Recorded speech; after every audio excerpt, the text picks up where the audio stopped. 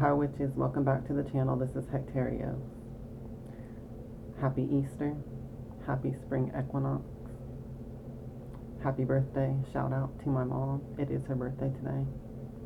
We never believed it when we were younger, my siblings and I, but it is her birthday. This video is going to be kind of random because I have a lot of updates I want to give y'all about some personal studies and having to do and relating with my personal path and practices. So I need to do some updates on that to let you guys know what I've been up to, what I'm doing, what I'm working on. I wanted to talk about Donald Trump. I did curse him recently. A few days ago, I cursed him, but I wanted to break that down and explain why I did it and how I did it. Because I think it's unique, because the way that Hecate guided me to do it is different from how I would have approached it on my own analysis and stuff like that. So I think it's interesting. It taught me something, so I figured I would share it. And finally, I also wanted to talk about Easter in this video and how it relates and ties into the spring equinox and Ostara and all of that, in my view. So I'm going to start the video off with that. And I'm just going to kind of briefly go over this because it came up today in comments on a post I made on Instagram and Facebook. And basically, you know, we were discussing how Christianity is basically a solar mythology in a way, because they took a lot of pagan systems and structures and beliefs and just basically molded that into Christianity. But it is still the same underlying messages and mythos in certain aspects of basically a solar deity and a harvest deity who dies and is resurrected. And we know that in pagan and Wiccan traditions, the horn god is very much that same thing. So what we have with the character of Jesus is the same mythology, basically. Of course, they modified details of the story, but it's basically the same mythology of a god of light and divine gnosis between God and man, basically being bridged as one, which is what Christianity really teaches. And also that's the same knowledge that Luciferianism and theurgy and witchcraft teaches. Apotheosis, basically the merging of man with the divine, or woman with the divine. So basically it's all related, and it's all the same story, just recycled and told in a different and new way with different characters and all of that. But it also represents that divine consciousness itself, like Christ consciousness, God consciousness, Luciferian consciousness. It's a state of mind, a state of awareness, basically, of all the magic that's already going on around you and how you can influence it and stuff like that. So I'm just trying to briefly go over this, but it's all interrelated like that. And so, what we have with the spring equinox is the return of the sun's light to a position of strength. The equinox is equal night and daytime hours, but light is increasing, so the sun's power really takes dominance from this time of the year, going forward until the peak, and then it starts to wane after the summer solstice. So this is basically the return of the light's dominance in nature and all of that. So spiritually, they align it with the mythos of these deities. Now, how that relates to why I brought it up in my Facebook and Instagram posts was because I was talking about how I like to use Easter as a sort of unofficial Sabbath to honor my Christian ancestors, because half of my family is Christian. Well, the majority of my family is Christian, and then some of us are like more open-minded and spiritual. And so I honor my ancestors throughout the year on all the Sabbaths, and also too frequently on the dark moons and the full moons. And when I do certain rituals throughout the year, just randomly, the ancestors are an important part of my practice in general. So I always honor them, but I do like to set aside special days for them, like Samhain and stuff like that, where I just really throw more of a celebration and honor to them, even more so than normal. And so what I do with Easter is I take that form more so for my Christian ancestors, and I honor them. But that's why it got brought up. And I feel like, to me, Easter always did represent that energy of the returning light after winter and after all of the darkness and the cold and all of that. And then you just come into springtime and all the beautiful colors of nature and stuff like that. And there's just this vitality in the air when you're breathing.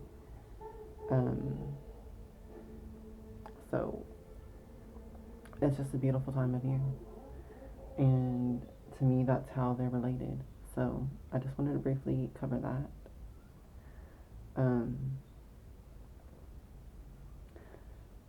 Next I'll talk about basically my spiritual path, how it's evolving right now. So this starts going back all the way to January of this year. And I was at a point where I felt like I needed a rebirth, basically. So I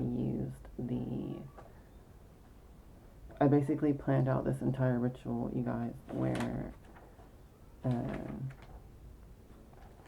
I called it the ritual of transfiguration.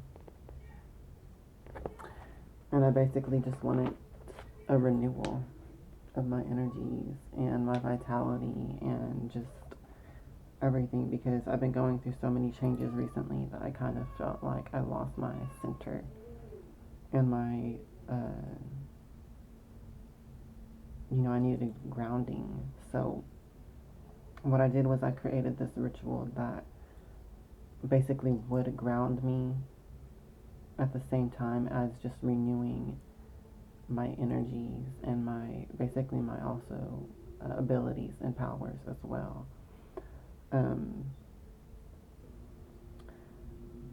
In a direction that I have been feeling called towards. I feel like it's a natural evolution, organically growing out of all of my past experiences, when Hecate has come to me and taught me so much and evolved my path, basically, with developing the psychic abilities and then transitioning into spirit communication and then evolving into this next step, which is I'm taking a spiritualism path right now, somewhat. I'm delving into spiritualism and the aspect of physical mediumship. I've just been feeling like that's what I've been called into being. Like I said, it just feels like a natural growth from what I've already been doing, and this is just where it's leading to right now. So, I created the ritual basically to switch out my abilities to be physical mediumship now, or at least to acquire that into my abilities. Because none of my other abilities have gone away, but they are kind of dormant right now because I'm putting all of my focus into this.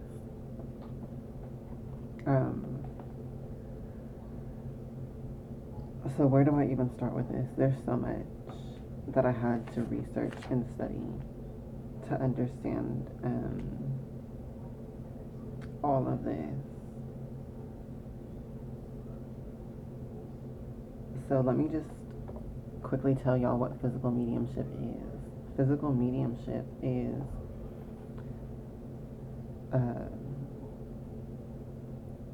a phenomenon produced by physical mediums, because there's different types of mediums. All mediums are messengers and communicators between realms. Okay, there's mental mediums, which is what I had first developed, which is telepathic communication, as well as to some degree, I think, automatic writing, or inspired writing, actually. Physical mediumship is more so of the spirits will do physical phenomenon in the process of communicating. So they'll knock and tap on walls or on dressers or just any object, basically. They will move and touch objects. They will teleport and apport objects into a room or out of a room and bring them or take them away from you. And we all know that spirits can do this. In general, they can, hide objects from you. Fairies are known to do that and stuff like that. So spirits can do all this kind of stuff. But physical mediums basically produce in excess of a substance called ectoplasm, which is created from ether, or the spirit element, the etheric body having an excess of its essence of ether, of spirit.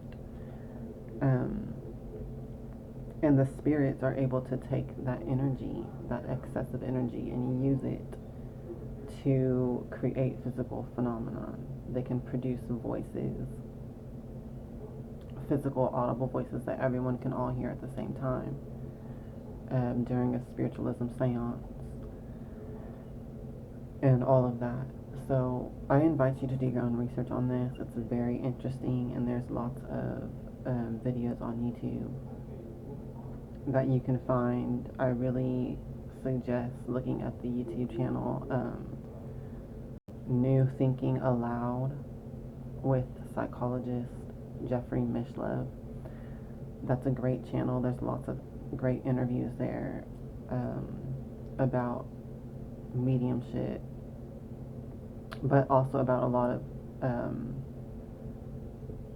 paranormal and parapsychological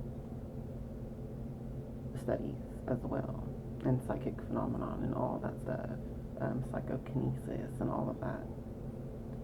But physical mediumship is covered there as well, and it's very interesting. So as you all know, if you've been following my path in my work with Hecate and all of that, the knocking and stuff like that has already been happening around me for several years now. So, like I said, this just feels like a natural outgrowth from what I've already been developing all along.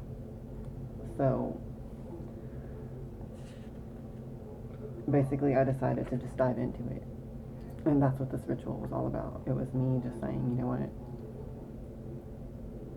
I need renewal right now, so I'm just going down this new path because I feel like it's meant to be anyway. And I need this renewal, so I'm going down a completely new path. And I'm learning something completely new. And it really has grounded me a lot by being so focused on this. So that's just a little personal tidbit I guess I'm throwing in. But I did the ritual. I planned it out in January, and then I ended up doing it on the eclipse in January, the blood moon eclipse.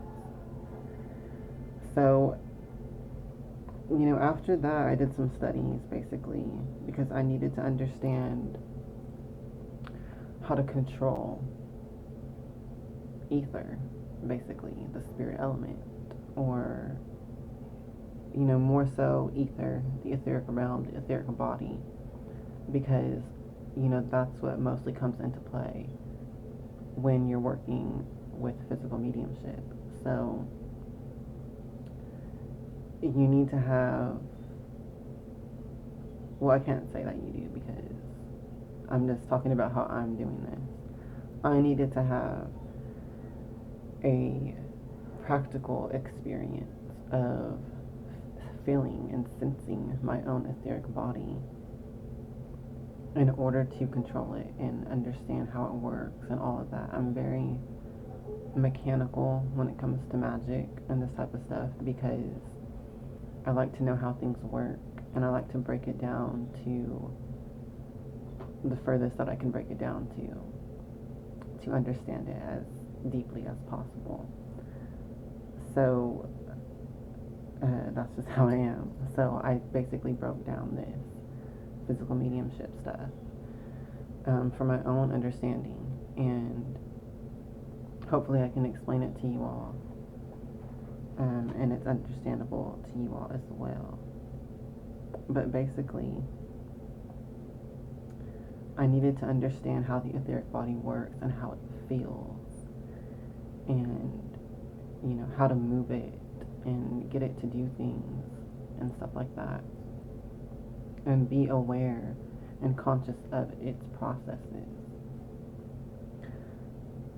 So, in the process of trying to understand that and break it all down and everything, I basically came to an understanding that ether and the spirit element, the astral light,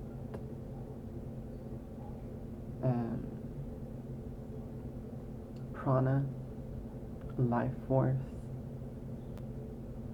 all of that energy is pretty much interconnected and tied together. So that's the type of energy we're talking about. It's basically kind of like raw life force energy. And ether is its first emanation into the physical realm. So it's physical, but it's also spiritual and non-physical at the same time. It's like liquid, gaseous, but also it can be solid at will, or it can, but once again, become transmutable to non-solid. So it's basically, you know, that's the description of all of those things: prana, astral light, ether, and the spirit element. Basically, you know, you can look it up for yourself to verify, but that is basically the same description to all of those things, and life force and stuff. So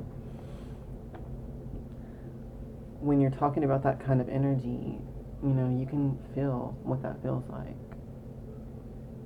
I'm sure you can relate to one of those in your own practices. And so you can start to resonate with that energy and become aware of it within your own self, within your own body. And that's you becoming aware of your etheric body. Now, some simple ways to charge up your etheric body to give it that excess of ether that you want for physical mediumship.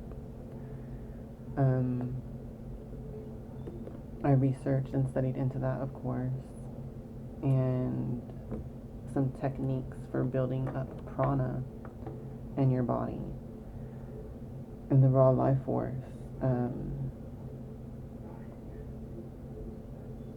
It's very simple. Things like laughter and joy, feeling excited and enlivened and inspired. Those things that is basically vitality in your spirit. And so when you have that for anything, for any reason, for any purpose, it's giving you, almost an infinite source of energy, pretty much. So that's why, whenever I do magic, I'm always doing it from a state of divine love, because that's the infinite source of energy, that is creator energy, and that is the same energy that we're talking about here.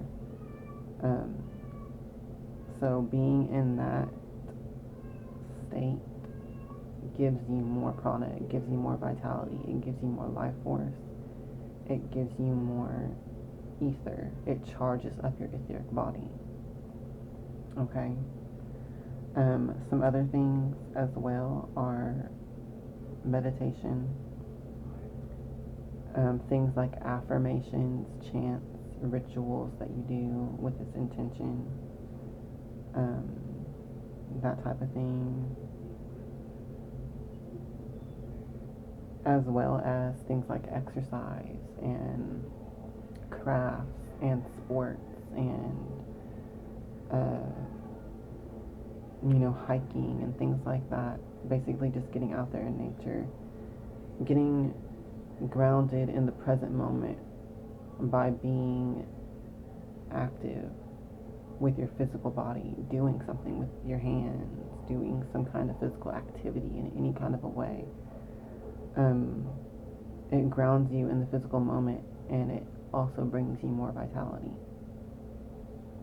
So especially, when you combine these, do something crafty, go hiking with friends that make you laugh, and it's exercise at the same time, and do it together with your friends with the intention of powering up your etheric energy and each other's. And you could really combine these and mix these around to do stuff like that and build up that etheric energy. So, let's get down to this and be real, guys. Because when I got into this research and studies, when I made the connections that this is the same energy as the astral light and stuff like that, it just clicked for me and it made sense, because the astral light is the source of all magic in general. So, one of the main reasons I decided to share this information right now is because this can benefit you whether or not you want to learn physical mediumship, or whether or not you want to do physical mediumship or practice it. Having an excess of etheric energy, of this ether and spirit element built up in your aura and penetrating all throughout your body and aura, it makes you more powerful in magic in general and in life in general. It is the force of magic. Life itself is the true source of everything. Magic, will, all of the physical reality, your body. Life is the essence of everything. And so, break it down to that level. The more vitality that you have built up in your aura, the more powerful that you are in general. And so, a natural effect of this as well is that physical mediumship will happen.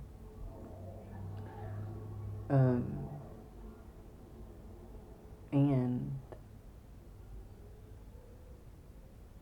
that physical phenomenon will happen regardless if spirits are present or not. This can increase your physical magic, basically, your ability to do magic in the physical realm, such as pyrokinesis, telekinesis, that type of physical magic is possible when you have an excess of this vitality and ether built up in your energy field. So yes, you can use this in mediumship, because what you're doing there is you're giving this energy to the spirits to use, and they use that energy to do physical phenomenon. And it's always with the intention of teaching you or sharing some information. It's always about communication oriented when it comes to the spirits you use. But aside from that, you can also use this energy for your own abilities in doing things in the physical reality. So I just thought that was very interesting to share as well in this video. For those of you who aren't necessarily into mediumship. Okay. So I recently did some more research on this.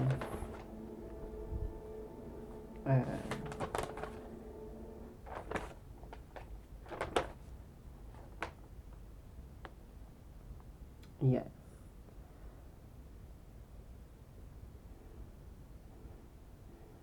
So like I said, I've been on this particular part of my path since January of this year. So it's been naturally developing and all of that. And I've been learning as I go and stuff. So just a few days ago, I got some more gnosis revealed to me about all this. And well, I didn't know it was related at the time, because of course when gnosis comes into you, it's like lightning out of the blue, and you have to figure it out later. So some information came into me, about something called a time slit, and I was like, okay, what is that? So I researched it later on, and all I could find was this information about something called the Double-slit experiment,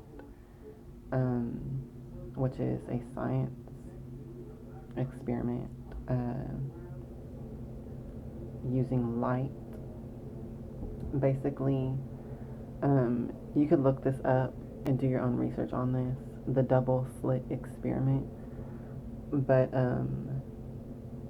to summarize, basically what it is they discovered that light acts as a wave and a particle. It can be either or. Light can be either a wave form or a particle form. And it basically depends on whether or not someone's observing it. If you observe light, it becomes a particle. But if no one is observing it, if there's no consciousness observing it, it stays a wave form. Scientists don't understand why it's doing this. It brings up a lot of questions. They're asking, is light conscious? Does it know when someone's observing it? Does it know when consciousness is observing it? How does it know? How does it know to react, to transform from a wave into a particle? So, in case you don't know what that means, a wave is invisible, okay? It's non-physical. It's a frequency. It's a vibration of energy that's non-physical. It's a wave form. A particle is a physical piece of matter. Okay, it's physical. So light transforms between non-physical and physical. That's crazy, right? So they discovered this, and it just baffles them. They kind of just left it alone at that, basically. As far as mainstream science, of course, but metaphysical sciences have known this and use it and all of that.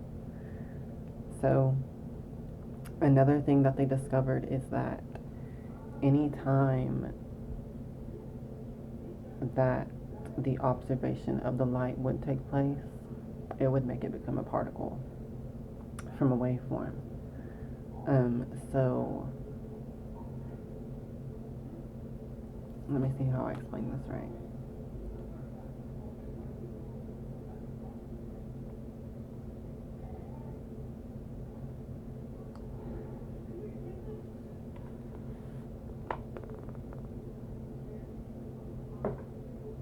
I'm just reading what I wrote down real quick because I don't think I described it right a second ago.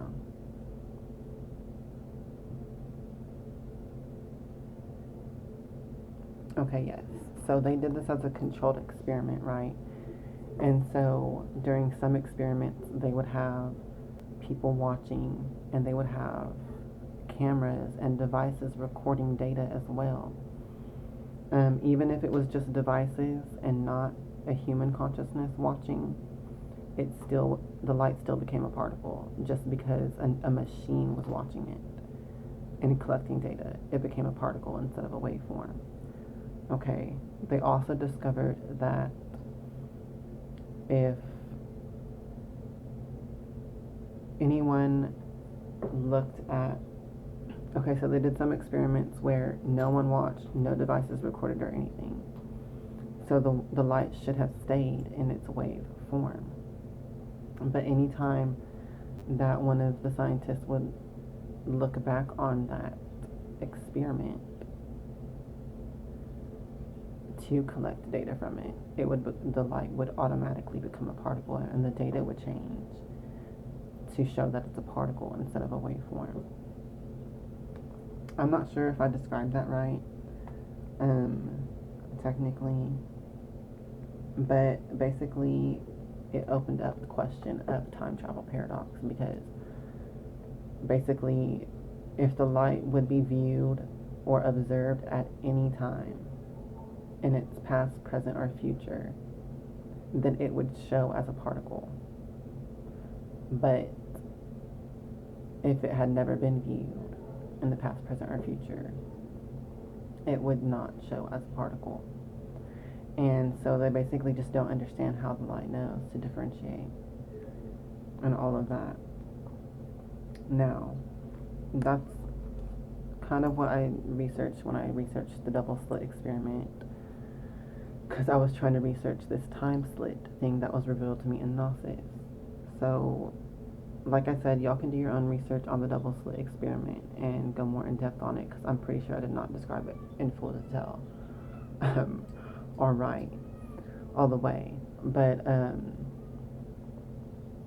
you know, I just found that very interesting. Now, to me, when I was looking at this information, I was thinking, you know, to me, the experiment seems to more so prove that our consciousness can transform light from being non-physical to being physical. Okay, because I'm looking at this from the practical aspect and from the aspect of how can I use this and apply it, and how does it relate to what I already know about magic and how magic manifests, what I already know about the astrolight and ether and the spirit element, dark matter, you know, the first matter is also the same energy. And based on what I know about all of that and how it works, and then looking at this experiment, I'm thinking, you know, it's not the light that knows that consciousness is observing it, and so it knows to become physical. It's more so our consciousness by the process of attempting and intending to observe the light. Our consciousness makes the light become physical. Okay? And that's how I view it. And to me, that makes sense with the ideas of manifesting and magic in that regard and stuff like that. The law of attraction and how our mindset, what we view as real, or what we believe is real, and what we perceive as real, literally does solidify that as our reality. So to me, when I looked at the double-slit experiment, to me that is the science that proves that magic can manifest physical reality. Okay? So I just thought I would throw that in here because that's very important. So even when you're looking at this information, just your intention of building up more ether in your aura, if you truly believe that and perceive that it's happening, it really will create it to happen, okay? More ether will build up. And so that's why I threw in, doing rituals and magic for this intention will help. Okay. So that's the first step to this journey, whatever, building up the ether, the prana, the life force in your aura, okay? That's the first step to producing physical mediumship phenomena. It's also the first step to producing your own psychokinetic abilities and psychokinesis, pyrokinesis, hydrokinesis, all of the different things like that and abilities. The first step is building up this ether in your aura, okay? So after I studied about all of that, I also got some more Gnosis channeled from Hecate, and she was teaching me about beginning to use that energy to produce the phenomenon that I just mentioned. So what is that process? I'm about to explain it to you.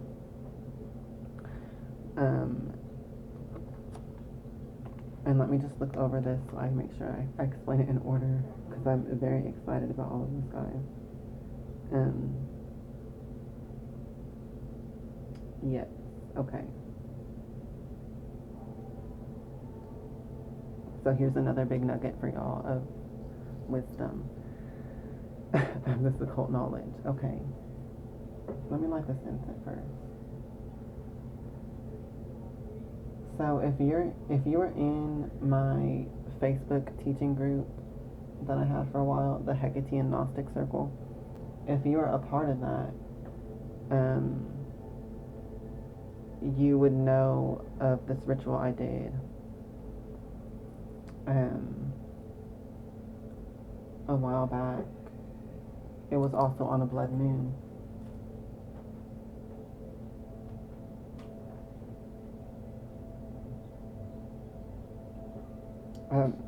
I think it was in 2014. So I did a ritual, the conjuration of the witch ancestors. And basically in that ritual, if you weren't part of the Hecate Gnostic Circle, if you don't know about this ritual, or if you just don't remember, this ritual basically calls upon the use of 13 large rocks or stones, really big ones that are heavy. And you basically, to summarize, you take all of the mass and the gravity of those stones and you give that as a sacrifice to the spirits that you're working with, which basically it calls on 13 spirits from your ancestors. The ritual that I'm talking about from the past, and it basically brings those 13 spirits around you and then gives all of the mass and the gravity of those rocks to those spirits, and then they could use that as an energy to do physical phenomenon. So I created that ritual back in 2014, once again with guidance from Hecate, and I didn't really research it too in depth as far as trying to understand how it worked or why it worked the way it did. But as this new part of my path is coming up now, where I'm, delving more into spiritualism and mediumship and working with the spirits on that level, this basically kind of reminded me of that, because in this next step, which is basically how to use the etheric energies to produce phenomenon, it reminded me of that ritual, because the process is kind of related. So let me just get into breaking this down.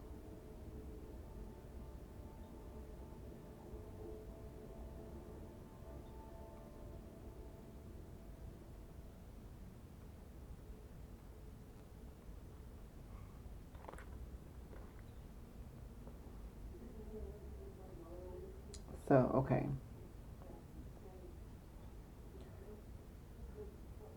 I'll just throw that in here because I did put this in my notes.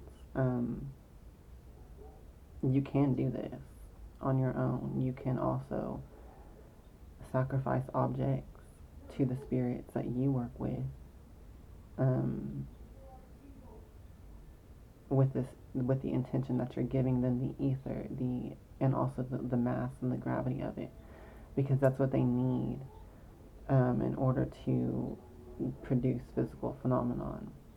So the greater the gravity and the mass of the objects that you sacrifice to the spirits, basically by burying them in the earth in a sanctified location that's consecrated to that spirit, you will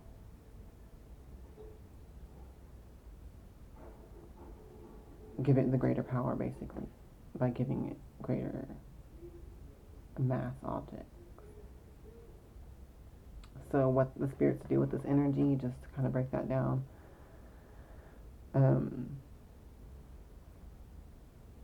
it's like fuel, okay?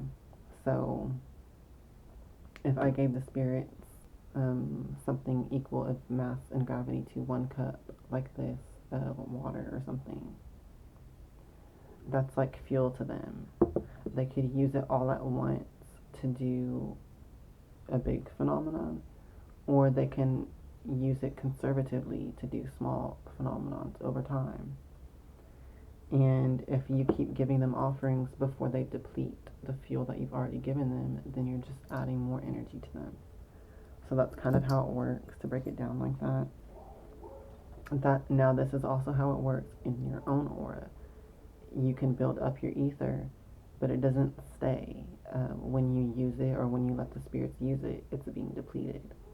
So you have to be careful with this, because if you don't have enough ether built up in your aura and you try to do a big phenomenon, it could drain you too much and leave you spiritually sick and wounded. So you need to be very careful with this. This is not for beginners. I am not a beginner. I've been doing witchcraft and energy stuff for years, so this is nothing new to me, and I know how to sense and control these things. So if you don't know how to do any of that yet, then please do not try to practice this. Learn how to control your energies and the energies of the environment first, in other ways, before you start getting into this type of thing. Y'all, I'm gonna have to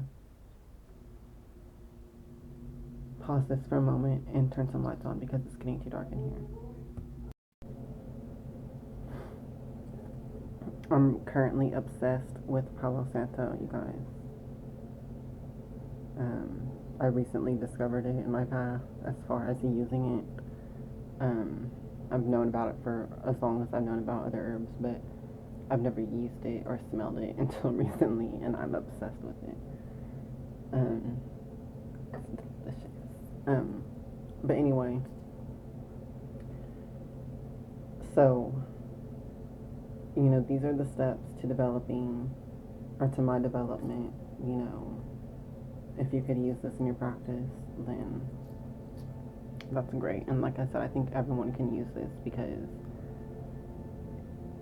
it goes back to the source of all magic. So every witch can benefit from this information in some way. So again, as I was delving into more research and getting guidance from Hecate, she mentioned something to me called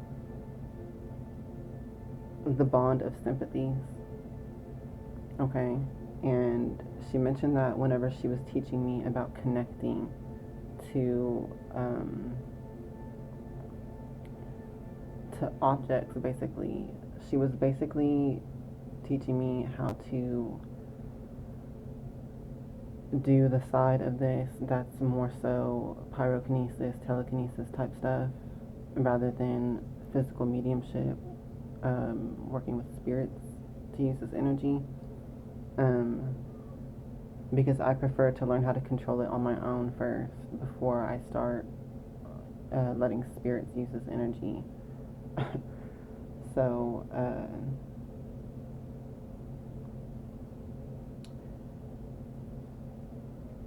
yes, basically the bond of sympathies, as she described it to me, because I did research this later on. I always research my gnosis after I have it because you get more information that way usually, as well as validation and confirmation to whatever you receive. So the bond of sympathies is actually something that's real in occult philosophy and knowledge and stuff like that. And I did find that out after I received this gnosis. So when I was first getting this information,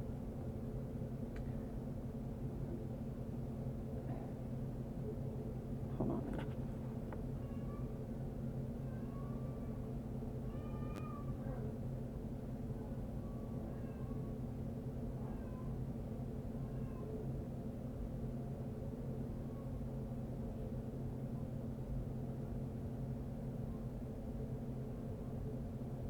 Yeah.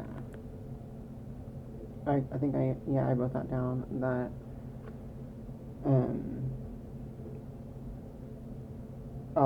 Hecate said that she'll teach me more about using this for spirits after she teaches me this, using it myself. So it's important as well. It must be important. If Hecate's teaching it to me in this order and she's making a point to teach it to me in this order, then it must be important for all of you guys who might want to try this. Don't automatically try to give this energy to the spirits, because they might not care if it drains too much ether from you. If you even have enough ether built up yet, some spirits, could take advantage of your being new to this and take more energy than they're supposed to. Or you just might not have enough and they don't really care if they take too much or not. So just be careful. Don't try to just give this energy away to spirits right away unless you know what you're doing, and unless you truly trust the spirit. Always call in protection and stuff like that.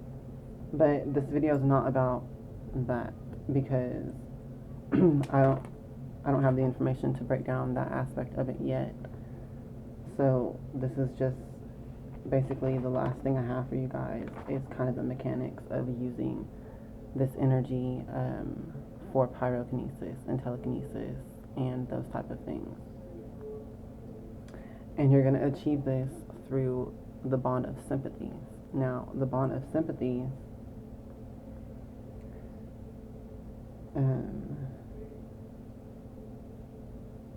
how you establish this, you connect to the prana of an object or another person, because there's two aspects of this as well. The bond of sympathies is established between objects, between people and objects, and between people and people. and animals and plants and everything. Basically, there's a bond of sympathy between everything. It's all interconnected. Everything is already interconnected in one anyways. But what you have with the bond of sympathies is you have a conscious exploitation of that link and of that bond and of that connection. So at the most practical level, to break this down, if you wanted to move a crystal with telekinesis, remember, first of all, the first step is build up ether in your aura. You have to have an excess of this ether in your aura in order to do any of this. So remember, that's the first step. But when you're ready to start using that energy or practice using it, what you want to do is basically consciously become aware of how everything is connected and how you are one with the object. So to me, I would just be sitting here and focusing on this, how there's no real separation between me and this object, this crystal. We're all one body right now. We're all interconnected. Even the spirit and the mind is the same. That type of focus, your awareness on that type of thing, okay? And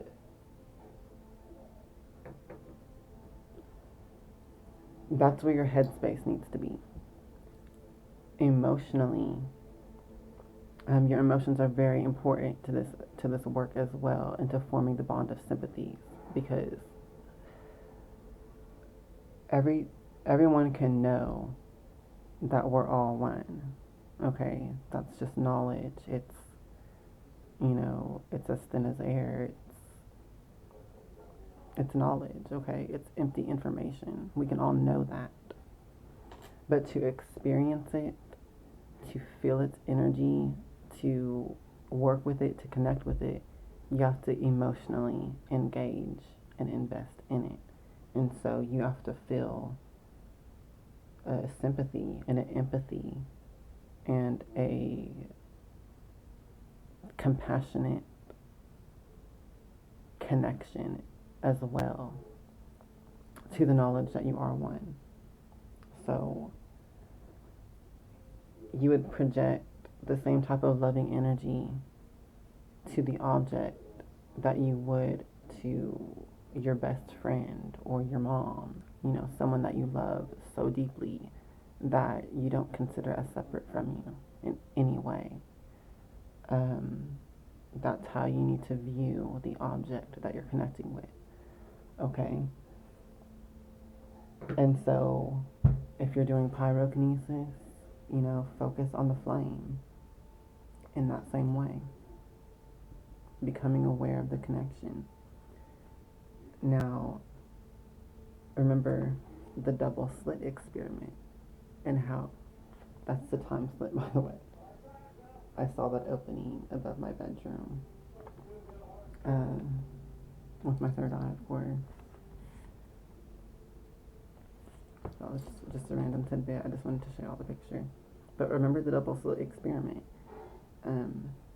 Your intention to perceive something manifests it. Okay, it changes it from an idea, from a frequency, from a non-physical thing into something physical. So, you can focus your intention on the fire to grow bigger or smaller, and it will have to obey if you do this correctly, and if you have the right amount of etheric energy to expand on doing that, okay? Because once again, the etheric energy is a fuel, and it runs out, it depletes. And sadly, in this day and age, a lot of people are lacking in etheric energy because of the way that just life is, okay? It drains us. So there's a lot of people who aren't getting enough etheric energy. built up and stored. I'm sure we all have enough to survive on, but I'm sure that a lot of us aren't able to store up a lot of it over time to use on things like this versus just everyday life, because your etheric energy controls everything that you do physically. Every physical action that you do, you're using some of your etheric energy as well. Your etheric body's controlling that and moving as well. So your etheric body fuels all of that already. So in order to have enough etheric energy to do anything else magic wise, you're going to need an excess of it. So that's very important to remember. Now, there's another aspect to this.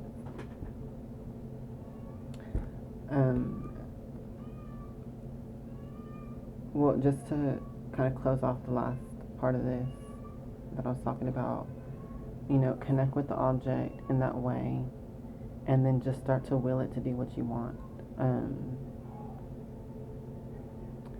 And, see what happens. Practice with that.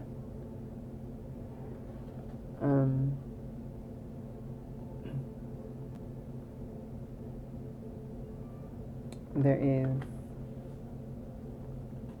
actually one more thing I should have mentioned on that note, is that the bond of sympathies connects you as one with the other object or the other person. It literally does exploit that connection, and so that's why you're able to move the object or get it to do different things. It has something to do with gravity and mass. I still can't break that down fully because I really don't know fully yet on that aspect, but Hecate did mention something to me that it connects your gravity with the gravity of the object and your mass with the mass of the object somehow, and it got me thinking. I don't know if this is confirmed yet or not, but I should say actually this is not confirmed yet, but it might be true. I haven't studied in this regard yet, but I'm pretty sure it's the astral light that's connecting it. The energy of your ether connects to the ether of the object like a organic flowing tentacle or arm from your aura. In my mind, I would see it as like a fluid energy connecting from my aura to the object to produce the movement. And the astral light, once again, it's non-physical or physical according to your will. So even if the astral light is invisible to your naked eye, if you're willing it to be physical, it will have a physical effect. Okay? So that's another, that's my theory on it, I think. And it makes sense to me. So, there is one more page of Gnosis that I need to break down, which kind of does explain a little bit more why I have the theory that I have.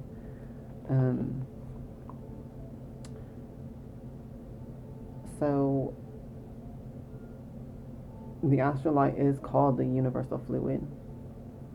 It is also known as the medium through and by which the bond of sympathies is broadcast, projected, and received.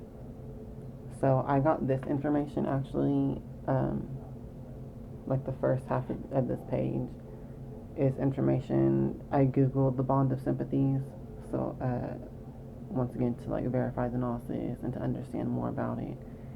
And that's when I found this book by Eliphas Levi called Transcendental Magick,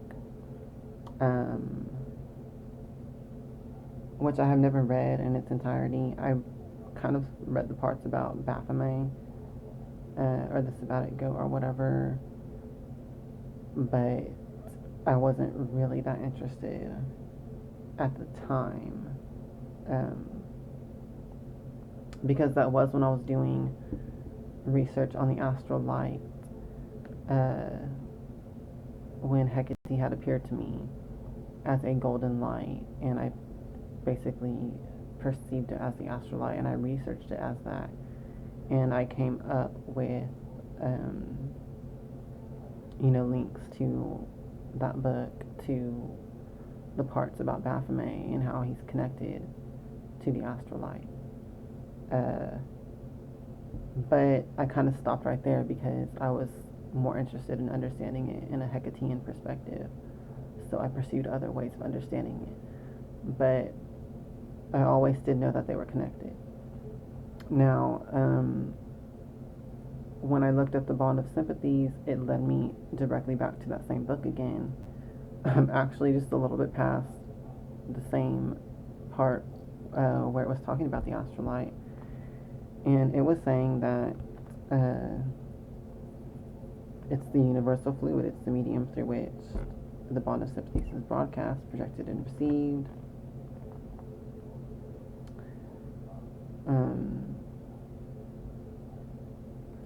So it was saying that aside from using the bond of sympathies to connect with, objects with their gravity and their mass and stuff like that, and thus to move them and manipulate them, you can also use the bond of sympathies for all of magic and spirit work in general, because it creates a magnetic force which is greater than either would be able to produce on their own.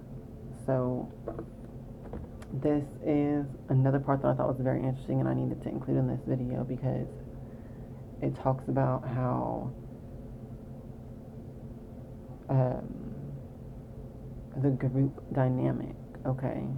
This is very, very powerful stuff, and it's very important, and I've experienced it when I've worked with other witches and in covens and stuff like that, to produce these types of phenomena. When you're working together, consciously to produce the bond of sympathies between you and a group of people, and you're all consciously doing this together, you can create a very powerful energy that is more powerful than any of y'all would ever be able to create on your own.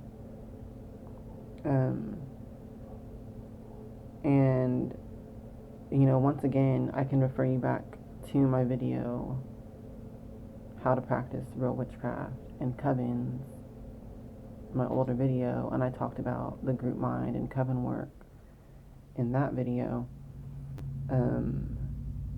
So this is all interconnected. It's all pretty much the same energy, once again.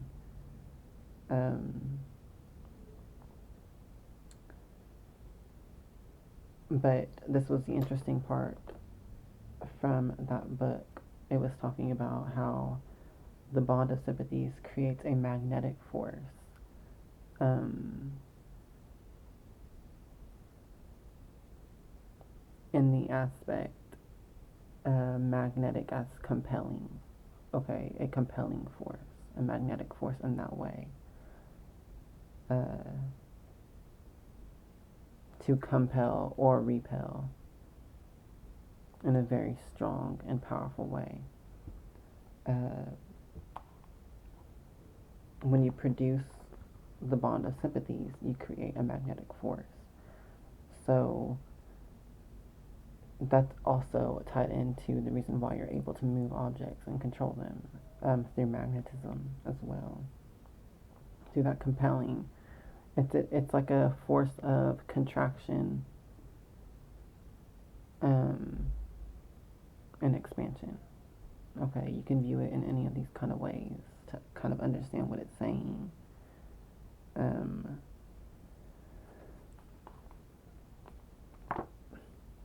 But it's interesting because when you build up this force and this energy, it starts to, it has its own laws that it follows, basically.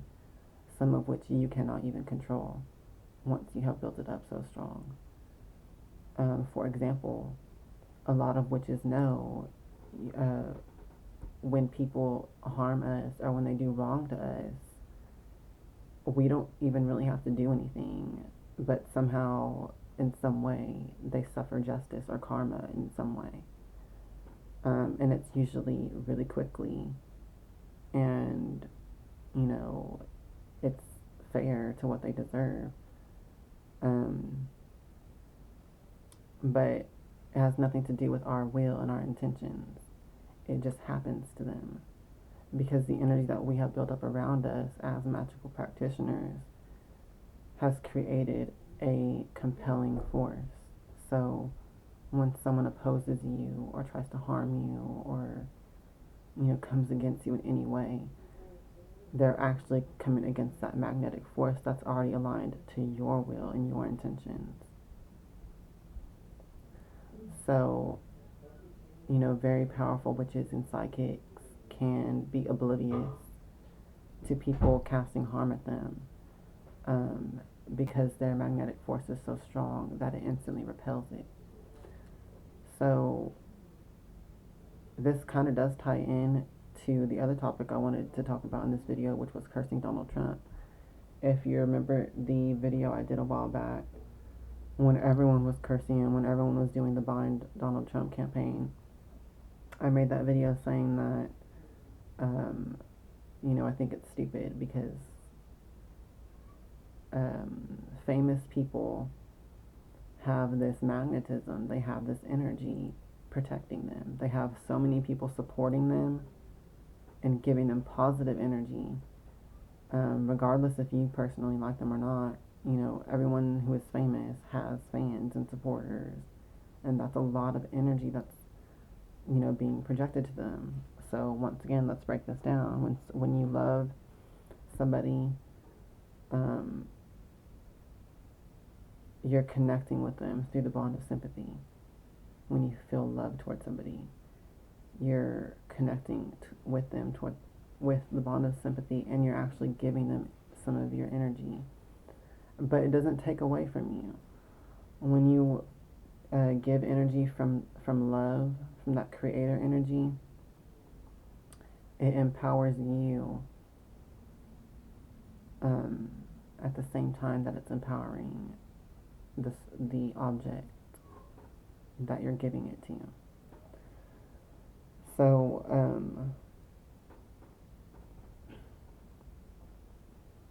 that's why it's very important to use that as your fuel, energetically and emotionally, connect with that loving energy when you're doing all of this. But anyway, when someone has fans and supporters, they're getting this vitality, life force energy constantly poured into them, basically, and surrounding them. So if anyone can do physical fucking mediumship and powerful magic, it's going to be these famous people who have an excess of it around them all the time.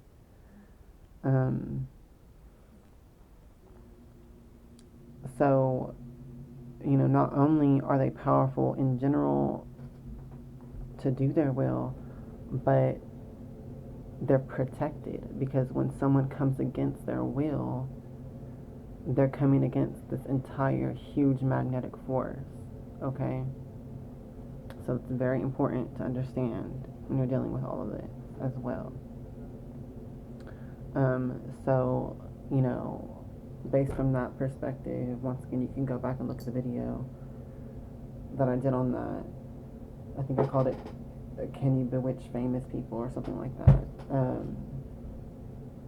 But, I still stand by everything I said in that video. However, I do still believe that it is possible to bewitch famous people. There's a new approach that I have recently learned, once again, from Goddess Hecate, that can actually bypass all of those protections and all of that magnetic force and still work.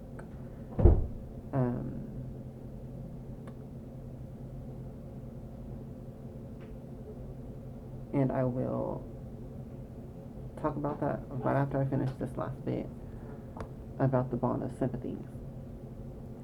So the last thing that I wanted to basically say about it, the last thing that I have right now to share, is that when you do have a coven or something like that, if you're doing this for physical mediumship and spiritualism, you'd call it your circle, your seance circle. If you're doing this as a witch for the magical aspect and use of this, it's your coven, it's your sisters or your brothers, your ones that you were the most connected to and do magic with and share magic with. Those are the people, and you're building a bond of sympathy together. And so when you do magic together, it's more stronger. Not only that, but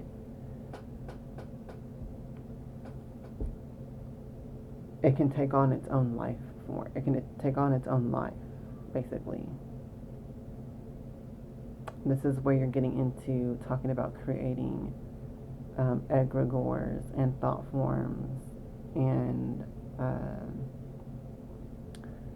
spirit vessels for your deities to inhabit.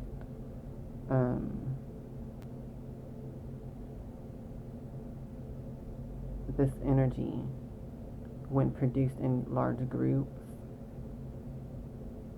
can become so excess and powerful that spirits can inhabit it as an entire body.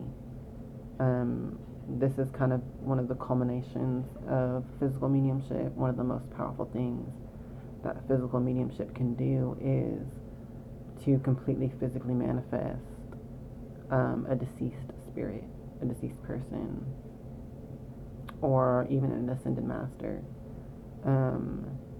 But I highly doubt that ascended masters would need this to manifest. I'm sure they can manifest on their own, by their own will. But, spirits of the human dead can actually wear ectoplasm, which is the condensed ether. They can wear that, basically, and clothe their self in it as if it is a physical body for them to inhabit. So, like I said, once again, you can research all of this. But this is where we're talking about your ancient stories of your demons physically manifesting and your different spirits being conjured into physical manifested form and stuff like that. It just takes a group of people who are serious about it and who are working together in harmony. It's very important that the people that you're working with, that you really all basically love each other and care about each other in a deep and serious way, and that you bring each other joy and support and happiness and all of those good vibes and good energy, because that's empowering each other with ether, and that's building up in excess of it. And any kind of negativity or drama or conflict in the group will diminish that energy. So it's very important to make sure that there's harmony in the group that you're working with. And as long as you have that bond of sympathy, that resonance with each other, you could really amplify it to do some amazing things and manifestations. And once again, this can be used for physical mediumship. This could be used for working with your coven deities and spirits. It doesn't have to be the spirits of the dead. It can be familiar spirits. It could be spirits of animals, elementals, anything that you're working with. You could use this energy to work with them. And they can use this energy that you give them to do physical things and to manifest physically. And once again, this could take on its own life form, where to where this energy will do things for the group, without anyone even asking or willing it to be. Like, it will naturally protect everyone in the group. It will naturally, bless everyone every now and then and stuff like that. Basically all in accordance with your will.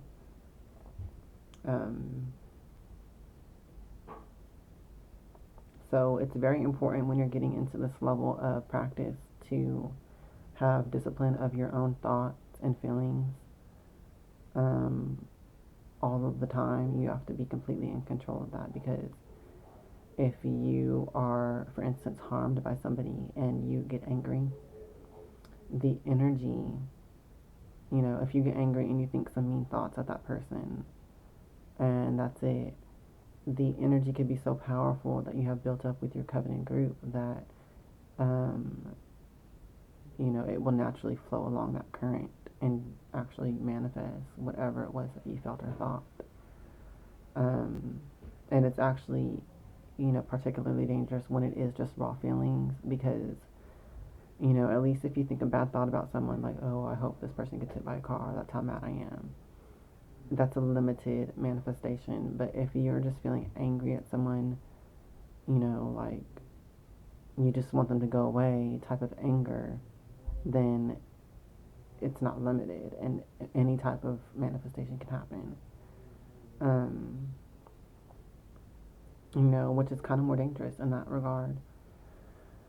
So you have to be very in control of your emotions and your thoughts and all of that. Of course, your words as well, but your thoughts and emotions need to be firmly under your control, because you can manifest a lot of stuff with this power on accident without really willing it intentionally. So be very careful with that if you're going to practice this as well.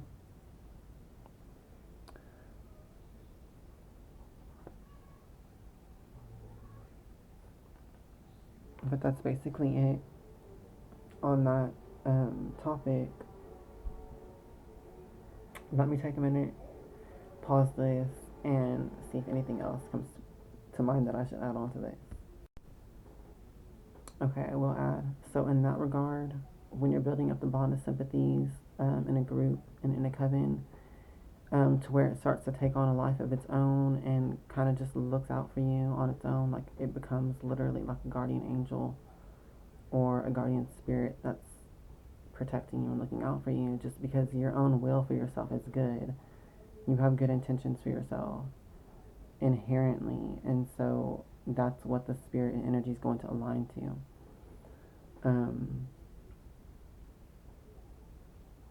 So when you get to that level, it's just beneficial to have that around in general for all of your magic, and for magic that it will just be doing for you without you even having to think about it or will it intentionally or consciously.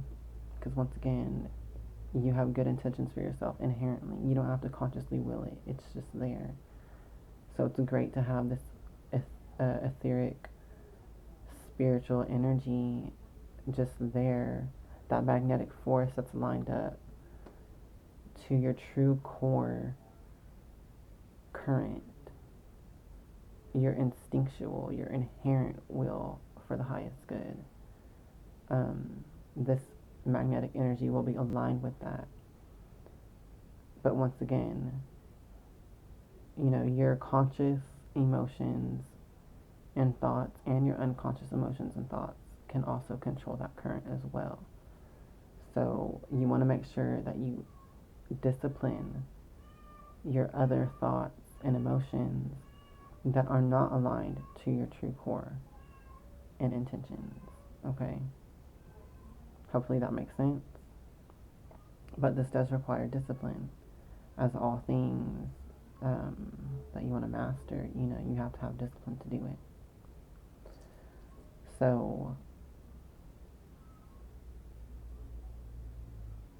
that's basically it that I have right now. I will continue to do updates on this topic as my path continues to grow and develop, and as I learn more. I will share more. So yes, it's very exciting though. I have been getting some amazing results in just this short 3 months of practice. Not to say I wasn't a total beginner at this, because I did have a lot of experience with mental mediumship and with spirit communication, as far as with Hecate and Papa Legba knocking and tapping the walls and items and stuff like that. I've had experiences with fairies, moving objects and things, so I've kind of had experience with this in some degree. But in the past 3 months, I've really been delving into understanding this and learning how to control it myself and things like that. So I just thought that this would be a great thing to share with all of you, and I hope it benefits you, because like I said, this can benefit any magical practitioner at all, just building up this energy.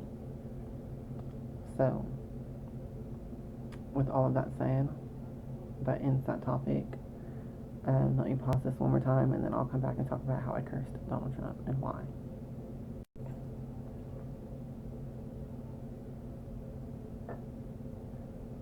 Okay, so like I said, this has just been a natural outgrowth for me from my path. If I look back, honestly, all of this began around the same time period, as far as the spirit communication with Hecate, the psychic abilities, the mediumship abilities developing,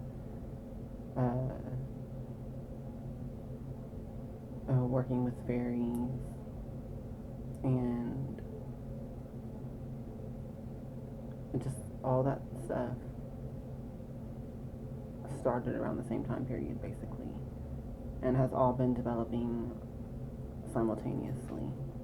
But it seems like at this point, with the physical mediumship thing, and just this new level of magic, or of understanding magic, as far as ether and the spirit element and stuff like that, the astral light, and how it's all interconnected. It's just really, it just feels natural to me to be at this point. So now I'm going to move on to the final thing I wanted to talk about, which was cursing Donald Trump. So I'm just going to break this down. A few months ago, I kept getting messages and omens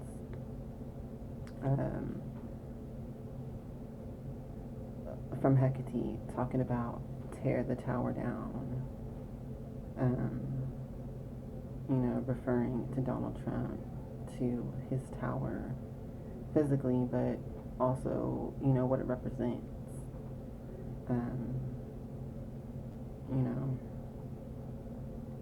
His influence,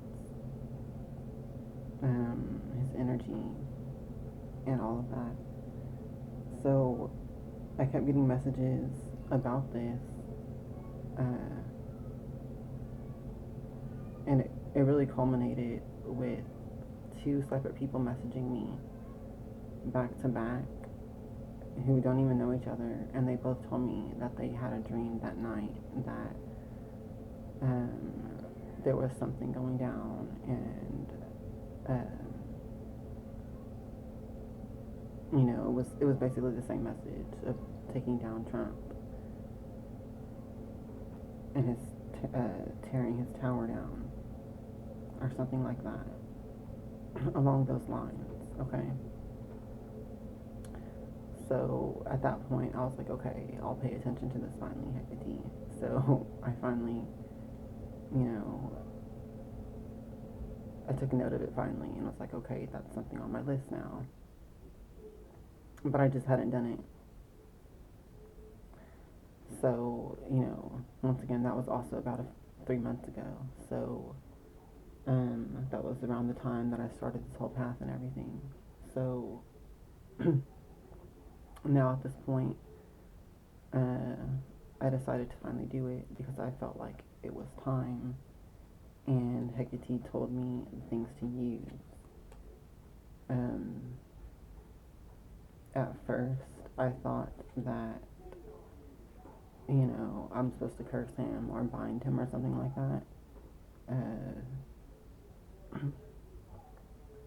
In that kind of destructive aspect, waning moon aspect type thing. But, as always, Hecate schooled me.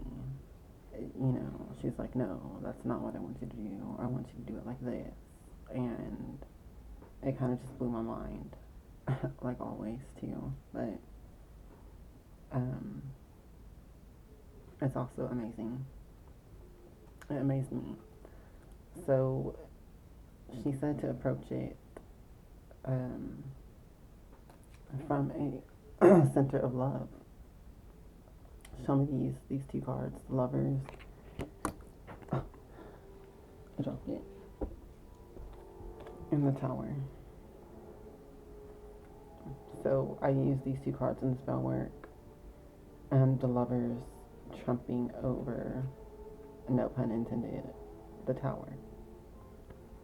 So the symbolism there, if you don't know what these cards mean, the Lover's card is the power of love, unification.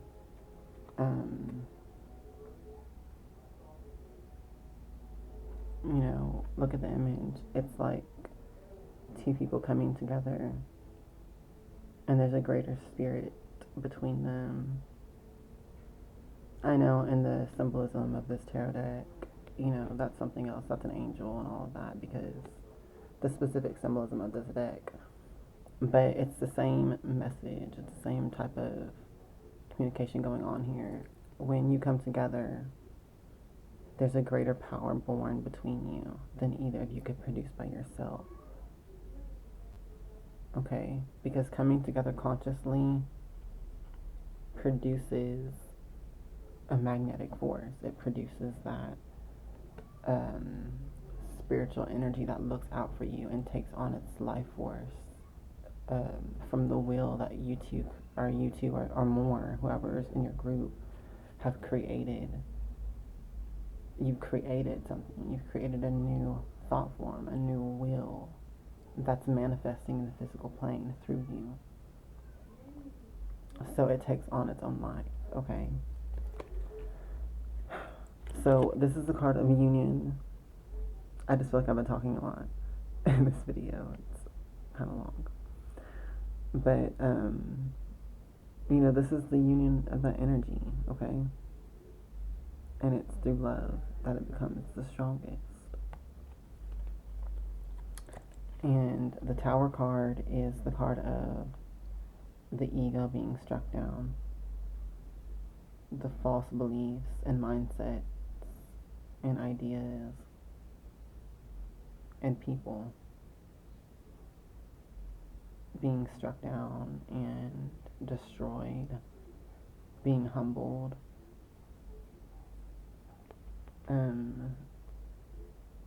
It's a card of destruction, but it only destroys that which is evil, wicked, corrupt, false. It's a divine clearing away, and all that is left behind is the truth and the good and the righteous and justice and all of that. So I don't know why people fear this card so much, or why they always portray it as like a bad card. It's one of the best cards in the deck, to me. So the symbolism of these two cards together is basically, the powers, and these are the words that Hecate told me to say in the spell. By the powers of love, tear its tower down. So mote it be. and this is representing the unification of good people and the magnetic force that it creates when we all have the same will, when we share the same will together. Okay, so that's what I use as the main symbolism. I use some rose quartz crystals.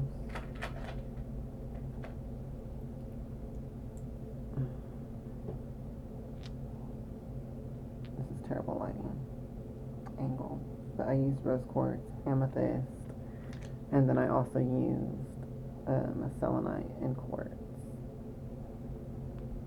Okay, so I wanted all those positive vibes and energies there.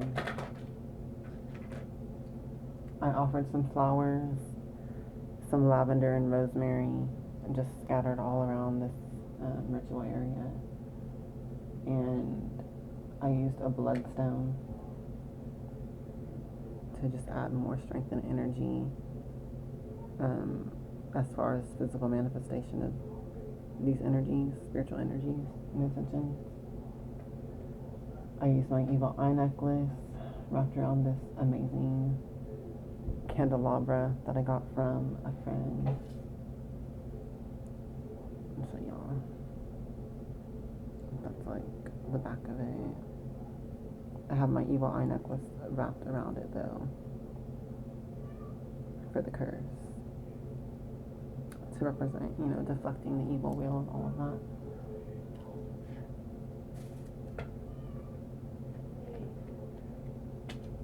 And I used controlling oil. This is a bottle from Art of the Root. I love their oils, by the way. They're a great hoodoo shop. And their oils are divine. Smelling this person's oils is what inspired me to start making oils myself. But so I was like, damn, oils can smell this good. Let me make some. But this is my own controlling oil recipe though. But hers is, I don't believe hers was purple. Hers was clear. But shout out to Art of the Root. Shout out to Sarah Smith, who is the one who gifted me that candelabra, and her shop, Donella Feronia. If I said that right. She has incense and stuff that I've been using. Oh my god, they're amazing. I love them so much.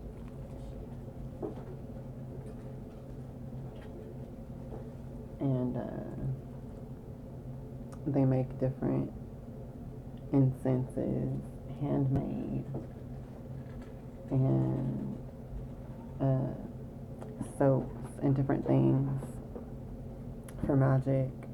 And all of their products are handcrafted and handmade, and they're just divine. So shout out to them as well. But yes, I did use controlling oil.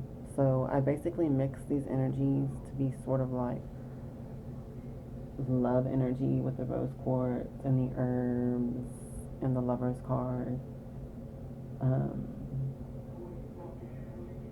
The amethyst, the selenite, and all of that is divine love and purity and all of that type of energy. And then I kind of mixed in a little bit more of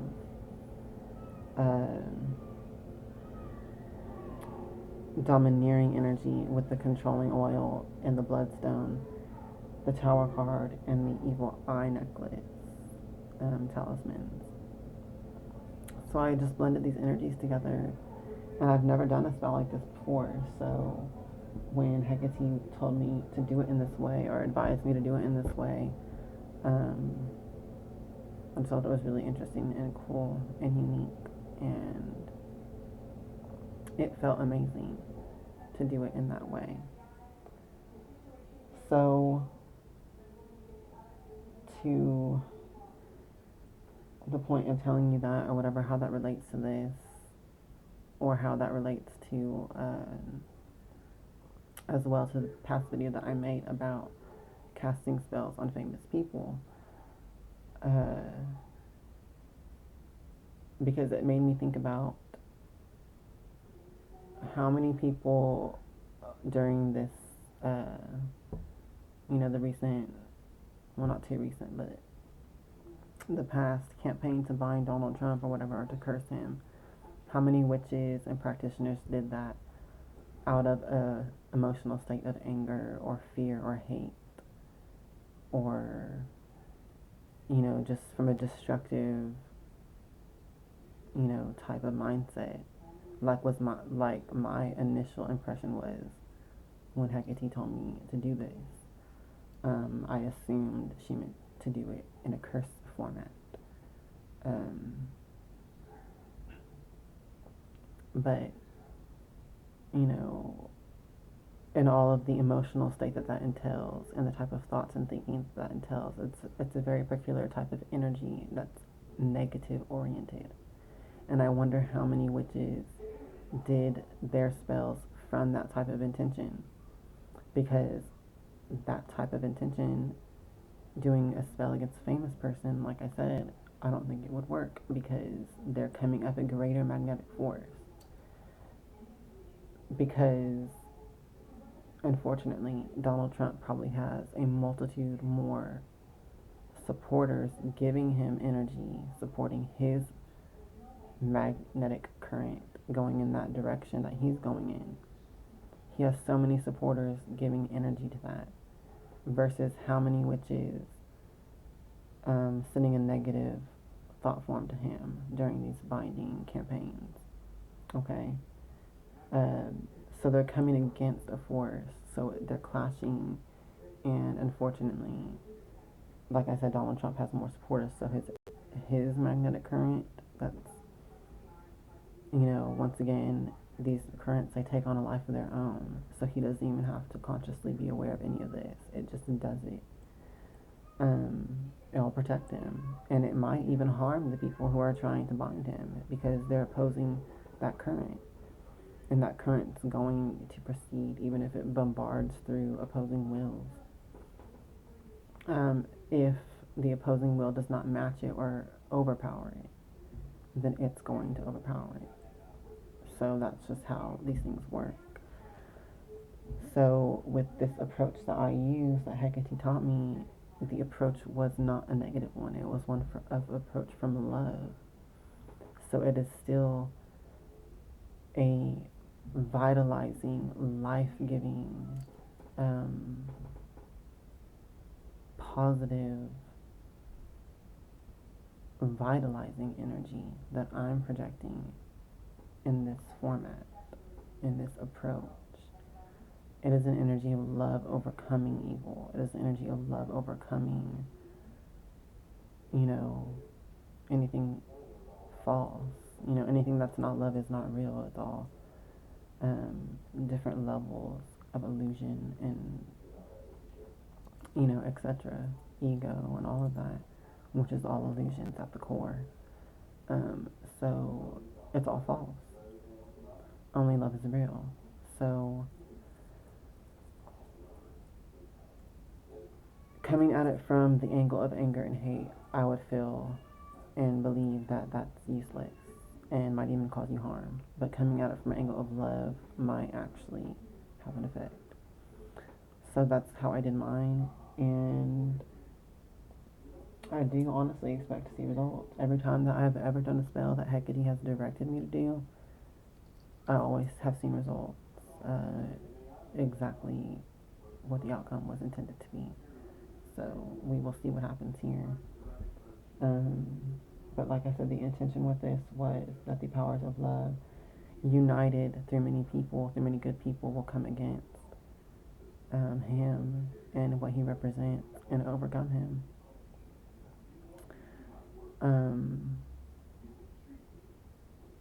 And take him down.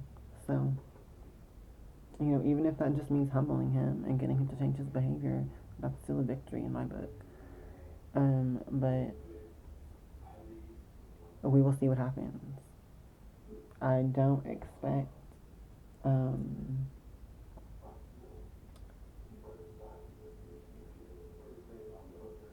like an exact result.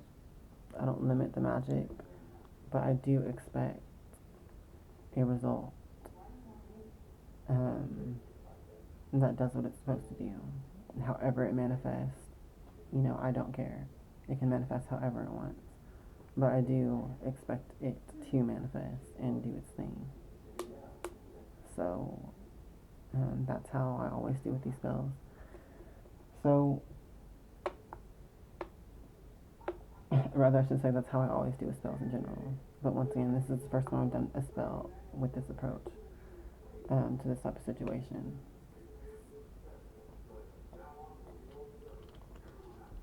So we'll see what happens.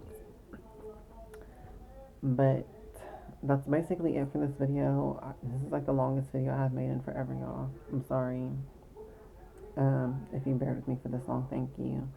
If you're new to the channel, please subscribe, please like and comment, and participate in discussions, because that's how we all learn and grow up together. One final thing I'll mention in this video that I'm kind of studying, but kind of also put on pause, because of the physical mediumship stuff, is what they call Galder, and it's verbal rune magic. So this is using the runes, not for divination, not for making bind runes and engraving the runes on stuff and all of that, which I have practiced and all of that already. I'm moving on in the whole Runic system to start practicing the verbal use of runes. So this is basically chanting the runes. There's different chants for each rune that you can use. And of course, each rune has a different power and a different effect when you use it in this way. And a lot of them are not necessarily exactly the same as their divinatory meaning. So they have different powers sometimes than their divination meaning is. So I'm nowhere near fully delved into this yet, but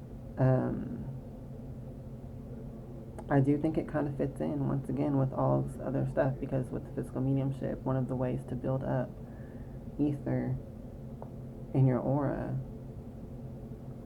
is through affirmations, chanting, incantations, and stuff like that. So, I started getting drawn to this type of rune magic in December of last year. And then I did this ritual in January to develop physical mediumship. And it wasn't until like a month into that I researched and discovered that incantations and chanting and stuff like that will help build up prana, which is important to physical mediumship. So it's like I was saying, a lot of these things are interconnected, and it's like I'm learning about a lot of them separately, and then they somehow all evolve into being interconnected. So that's kind of what's been happening lately between well, obviously Goddess Hecate is always going to be first, but then I've been mixing in the Viking type magic and the Runic magic with that. I've been working with fairies and those type of spirits and stuff like that, and it just seems like it's all coming to a point where there's a lot of overlaps and interconnections. So it's just interesting, but I will definitely share more as this evolves along my path, and hopefully I will continue to keep getting results as well. that I can be able to share, because you guys know that I started this YouTube channel. One of the main reasons as well was to document, proof of witchcraft, and of its physical effects. So hopefully I can get some more results and get those recorded as well and share some stuff. So yes, that's going to do it for this video. It's almost been 2 hours. Thank you for watching.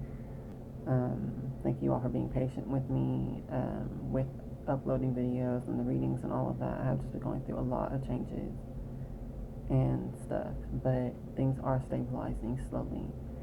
And I've also just been doing a lot of, once again, personal studying and research and stuff. So that's another reason why I'm gone so much from the channel. I feel like a beginner again in certain ways, because this is like a new path that's been open to me. Once again, even though there's always been hints to it, throughout my practice, there's always been hints to it, but this is like, now the door is open. So I'm like a beginner again in the aspect of, I'm just throwing myself into this, and I'm excited about it again. So on that aspect, I'll mention one more thing. I know I keep saying that, but I have also started doing hand poked tattooing as a spiritual practice. So I did some on my fingers. Of course, I covered them all up, but with these rings. But I did a sun on that finger. You can see it. The crescent moons on this one. The earth sign. And this one is a coffin, which represents the Gedi spirits.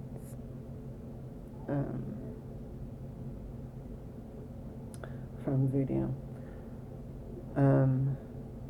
And I did these tattoos because I'm obsessed with the Magicians TV show, and I love the hedge witches. So I did that as a tattoo as well. But I'm still practicing and learning on that as well, but I love doing it because I had noticed that it puts me in a trance. So I think it's useful as a spiritual practice to connect you with what you're doing. So for example, when I was doing all these tattoos with the hand poke technique and stuff like that, I kind of went into a trance and meditated and focused on the intention of what each tattoo was for, magically and spiritually and symbolically, all of that. And I felt a really powerful flow by doing that. So I'm going to keep practicing that as well, and I might do some videos on that if y'all want me to. Go ahead and leave comments below if there's any topics you want me to cover, or any things you want me to share, or any questions that you have about anything I already talked about in this video, and hopefully I can cover those. So that's going to be it. Once again, happy Easter, happy April Fool's Day, and happy spring equinox. So, yes, that's it. Hail to the witches, hail Hecate, and blessed be.